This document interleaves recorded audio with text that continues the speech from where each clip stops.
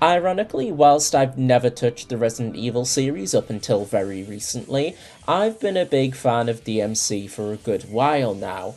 Most people know already, but to summarise for those who don't, Devil May Cry was made from a prototype of Resident Evil 4, but it ended up spinning too far from the franchise tonally, and the director, Hideki Kamiya, was encouraged to make it its own thing, and thus Devil May Cry was born. The game starts off with a text scroll about how a demon named Sparda was set to rule over humanity, but at some point woke up to justice, quote unquote, and defended humans against his own kind, primarily against another powerful demon named Mundus, the antagonist of the game.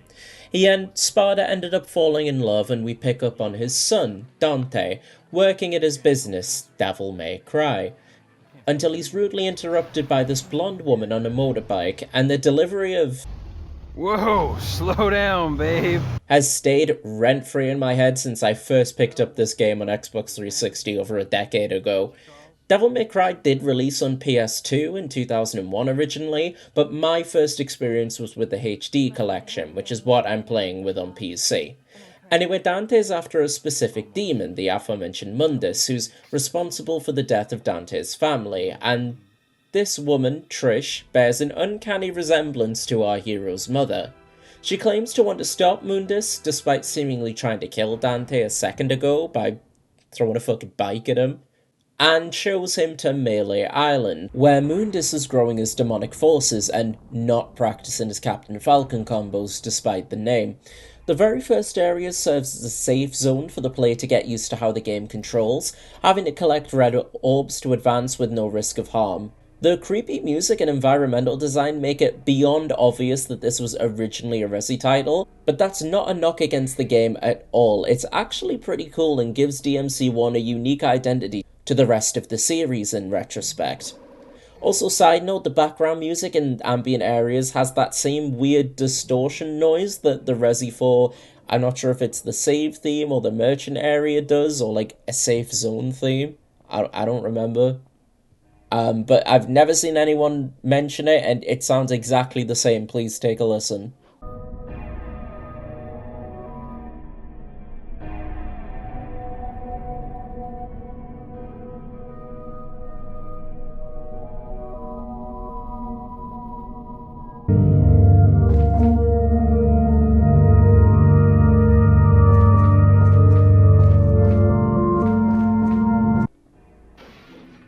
Whoa. However, unlike Resident Evil, where the goal is to make the player feel like they're overcoming impossible odds by the skin of their teeth, Devil May Cry wants to make you feel like an absolute baller. If the dual pistols and fuck-off sword on his back didn't give it away, Dante is more than equipped to handle whatever comes his way, and the game wants you to feel the same. Which works in part due to the style system. You aren't just meant to defeat your opponents, you should be having fun doing it. Show off. The more moves you pull off in quick succession, the higher the rank you're gonna get. Hell, Dante is so cool he messes around pulling himself off this sword that just impaled him before taking it with him. I mean, goddamn. In fact, it's with this new sword, Alistair, that we get introduced to one of the other defining features of the series, the Devil Trigger. Dante will have these runes under his health bar, and when they start to glow, he can tap into the Son of Sparda's demonic power to hit harder, move faster, access more moves for combos, and regenerate health. It's not long before we get our first proper boss of the game, Phantom, who I always thought, even when I was young, that his lava texture kinda looks like the in-between bits of lasagna, doesn't it? Like, okay-ish microwave lasagna you can get, or like a slightly overcooked like frozen pizza, like the tomato bits on it. Is that just me? Anyway, he seems unreasonably tough initially, but the game gives you a few things to help you out. Firstly, deflecting his fireballs back at him is quite easy and does a good chunk of damage, plus he seems to take extra damage if you attack him when on his back. I actually forgot how DMC1 hit you with bosses nearly back to back early on. We get a fight with Shadow, a mini-boss that you have to whittle down with gunfire until you can strike at the core, and this very mysterious baller of a knight who has a similar fighting style to our hero. Ooh, who could he possibly be? But something about Dante's taste in jewelry sets him off, so he has to scamper off to decompress. DMC also has these weird little phases where it fixates on getting an item from one destination to another within a time limit, sometimes with literal timers or your health rapidly ticking down, and I honestly don't get the point of these. Like, it's the same effect, but it feels completely unnecessary.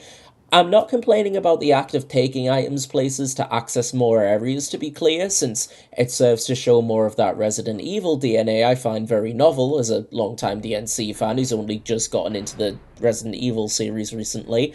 It's just the time limits I don't like, since they're almost always a non-issue. I don't know why, but this starting room on Mission 8 really reminds me of God of War 1, the title screen specifically. I think it's the fire texture they use here. I'm not sure if it's a texture or like a just a repeating animation or whatever, but like it looks exactly the same to me. Phantoms popped up here and there after his first fight, and you can hit him, but it's more of an inconvenience than anything. He seems more like an obstacle to run away from, but here we get a proper round 2 where he's properly taken care of. After getting confused on what to do for an embarrassing amount of time, since I didn't realise there was a connecting walkway in this empty room, I got the next melee weapon, Ifrit, which is essentially flame gloves. I did actually get a grenade launcher a while back, but melee weapons are far more important and impactful than guns most of the time in this series, in my view. We even get a new boss to test Ifrit out on, as well as regular mooks. This big old bird is creatively named Griffin, and Dante hits him right off the bat with this banger of a line. Block off, Featherface, or you can stick around and find out the hard way.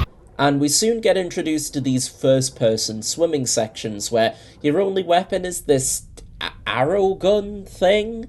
Now, I've heard people both online and in my personal life that have played this game go on and on about how terrible these sections are, and honestly, yeah, they ain't good, but they take up, like, what, 3 to 5 minutes of playtime, realistically, in about a 5 to 6 hour game? At worst, they're inconsequential. Quite frankly, grow up. Although, side note, nothing to do with the water sections, but the game crashed when I picked up this blue orb fragment here, so that was funny. I really like the second encounter with Griffin here, since halfway through, his wings get literally clipped, forcing him to fight you on the ground level and mixing the fight up for the better in my view, since he kind of has a habit of just staying away from you and firing lasers until you can like close the distance with these platforms, which I don't think have a set pattern on where they go. It's like random, so it's kind of a crapshoot if you're gonna get within range of him. When he's beaten, he asks for Mundus for more power, only for his master to end up cutting him down for failing, and jeez, what a bastard when he was completely loyal to him, and Dante is not best pleased about things either. Also, it's most clear in this cutscene, but the PC version or the HD collection seems to have like bugged audio, with it playing a few seconds before it syncs up with the animation. I don't remember this being in any other version of the HD collection though, because I had it for Xbox 360 and PS4, and I remember the cutscenes playing fine in those, but it has been many years ago since I played them there, admittedly. I'm not going to bother fixing it because the like slightly off dialogue with the animations made me laugh in some places. It just looks funny. It's in Mission 16 you can pick up the final gun of the game, Nightmare B, which is this weird laser gun that bounces off walls that I kind of forgot about, but it's really fucking dope. After going back to the castle we started in and fending off these Dante doppelgangers, we have a brand new boss to contend with, Nightmare. This blob creature who I thought you got the gun I just obtained from in the first place, but obviously not. He's similar to a previously fought boss, Shadow, in that you can only damage him once the core's exposed, this time by hitting these objects to light up the room. It can do a lot of damage, but it's pretty easy here since It can also hit itself, plus has an added sense of uniqueness since if it grabs you with a specific move, it can drag you into a weird hell dimension with more enemies, and sometimes bosses if you're unlucky, but it didn't get me this time. I got too much gamer power here, it seems. And after this, we get the best boss in the game by an absolute mile, like it's not even close. The final battle with the demonic knight, Nello Angelo. With the similar style to our protagonist, slicked back white hair and summoned swords, longtime fans will know that this is none other than Virgil, Dante's long, presumed to be dead brother. And the aftermath of the fight feels quite strange now DMC is an established franchise. Back when this was developed, everything going on was pretty cut and dry, but with the knowledge of later series events, and technically earlier with the MC3 since it's a prequel, Dante's reaction feels weirdly muted here. Is Dante even aware of Nello Angelo's identity at this point? Does he believe this is all a ploy, or illusion, or a demonic creation from Mundus to mock him, as opposed to it actually being his fallen brother? This isn't a knock against the game at all, obviously. I just find these kinds of things really interesting to think about. And I'm not sure if it's ever stated in any official media what Dante's thoughts are about this. I think the closest we get is the Devil May Cry anime, where he acts a bit more depressed. But I think that's kind of fan speculation, that he's just kind of more depressed that his brother, his whole family's gone at that point, but I don't know. After the boss battle, Dante combines both his amulet and the one Virgil dropped before dying, and it mixes with his initial sword, Force Edge, to turn into the Devil's Sword Spada, the very same weapon that his father once wielded. And I've got to know, did he name the weapon after himself, or was that weapon named after him? Which way did it go? Because if he named that weapon after himself, that's some very blatant narcissism right there. These new growing enemies with exploding eyeballs are a bit shite in my opinion, but I like that they seem to reference the stone mask in their cutscene to power up. Any reference to Jojo will get a smile from me at least, so at least they've got that going for them. Dante descends into the underworld, finding Trish captured by Nightmare, only for the last quarter of the fight having her team up with her to try and beat Dante. Who could have seen this coming from second one? What a twist. To be fair, they've made no attempt to cover that she was pretending to be on his side and actually working for Mundus as a creation of his, so I'm being a bit mean. And I'm being a bit mean because this is the worst boss by far, and it's not even close. Even compared to the other Nightmare fights, it's just fucking tedious. He was already my least favourite out of the reoccurring bosses, but it's way past run its course for me now, and I am sick of it.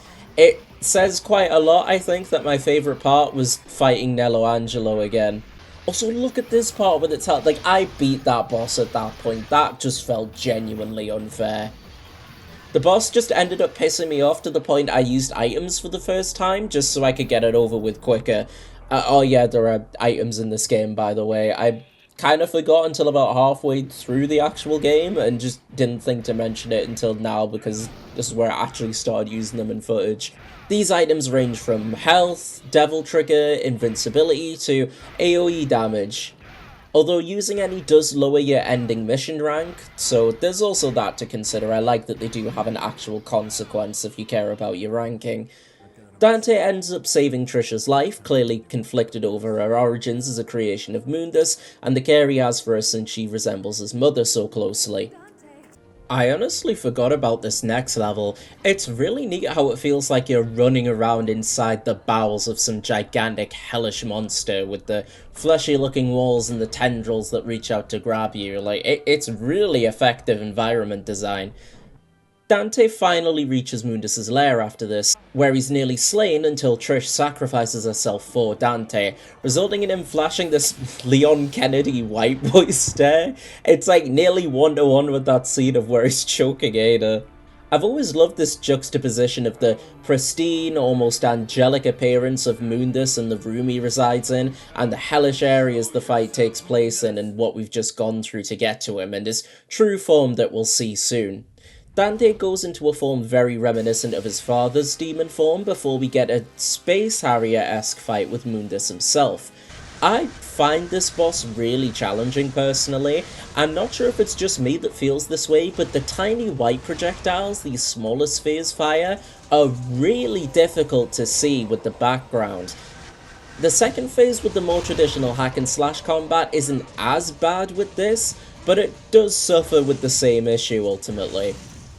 And to reward us, we're given the most iconic cutscene in series history. I should have saved you.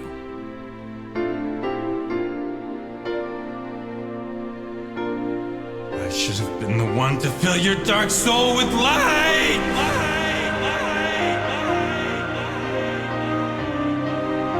I can't add anything to that. That is, it's gold. It's absolute cinema. It's kino. We get a very short escape sequence with the island crumbling all around us until Dante's cornered by Mundus in his true blobby form. All seems lost, especially Mundus's grammar, because that is the wrong yaw, mister. But Trish isn't actually dead.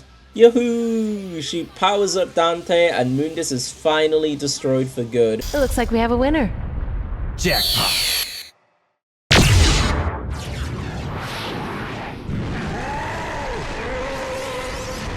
With the pair escaping via conveniently placed airplane. Like, I know it's there at the start of the game, but like, it is very convenient that it just lands directly next to them through all this crumbling rubble. It didn't land anywhere else, and it still fucking works. The game ends on Trish and Dante teaming up in his newly named business venture, Devil Never Cry, which goes on to last for all of 2 seconds in universe, but that's for another time. There isn't much else to go over aside from increasingly challenging difficulty options each time you clear the game, with hard mode unlocking a playable Spada, equipped with the Yamato, a katana that'll go on to be extremely important in future games. Granted, it's literally just a Dante reskin and Yamato has the exact same moveset as the Spada sword, but it's got infinite devil trigger and it's a cool little bonus cosmetically all in all.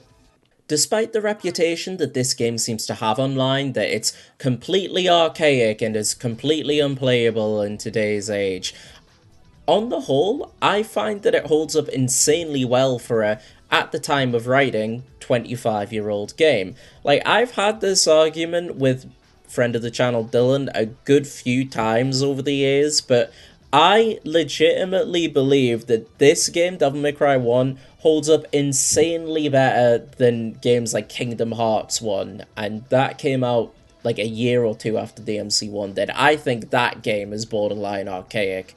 I played every Kingdom Hearts game all the way through. I don't like them, but I've played them all. I guess need to stress, I don't like them.